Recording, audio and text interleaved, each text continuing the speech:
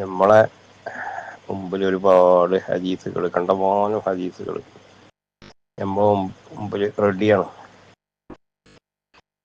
അതിന് വേറൊരു കാര്യം എന്താ വെച്ചാൽ, അത് ഒരു ഹദീസ് മനസ്സിലാക്കണമെങ്കിൽ പിൽക്കാലത്തുള്ള ആളുകൾ വ്യാഖ്യാനിച്ച് ശരിയാക്കി തരണം.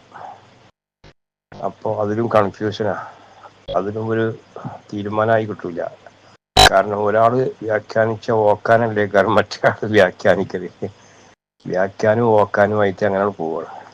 അങ്ങനെ അതുകൊണ്ടാണ് ഇപ്പൊ ഈ പ്രശ്നങ്ങളൊക്കെ വരുന്നത്, അഭിപ്രായ വ്യത്യാസങ്ങൾ വരുന്നത്. അപ്പൊ ഓക്കാന കസർത്ത് ഇല്ലാതെ ഒന്നും നടക്കൂല. ഇപ്പൊ ഖുർആൻ ആയത്ത് മനസ്സിലാക്കണമെങ്കിൽ വ്യാഖ്യാതാക്കൾ വേണം. വ്യാഖ്യാതാവ് ഇല്ലാതെ ഒരു നിലക്കും പറ്റൂല.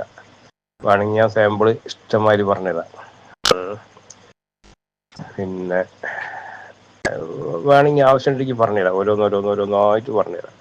വ്യാഖ്യാതാവ് ഇല്ലാതെ എങ്ങനെയായാലും ഖുർആൻ മനസ്സിലാക്കാൻ കഴിയില്ല. പക്ഷെ അത് വ്യാഖ്യാനം പല കോലത്തിലും ആയിരിക്കും. ഒരാൾ വ്യാഖ്യാനിക്കുന്ന ആയിരിക്കണം എന്നില്ല മറ്റേ ആൾ വ്യാഖ്യാനിക്കണം. അപ്പൊ അവിടെയും അഭിപ്രായ വ്യത്യാസം. അങ്ങനെയൊക്കെ ഈ അഭിപ്രായ വ്യത്യാസം ഉടലെടുക്കുന്നത്. ഞാൻ ഇതിന്റെ ആളാണ്, മറ്റോന്റെ അതിന്റെ ആളാണ് പറഞ്ഞുകൊണ്ട് നടക്കണത് വ്യാഖ്യാനൊക്കെ ശ്രദ്ധ.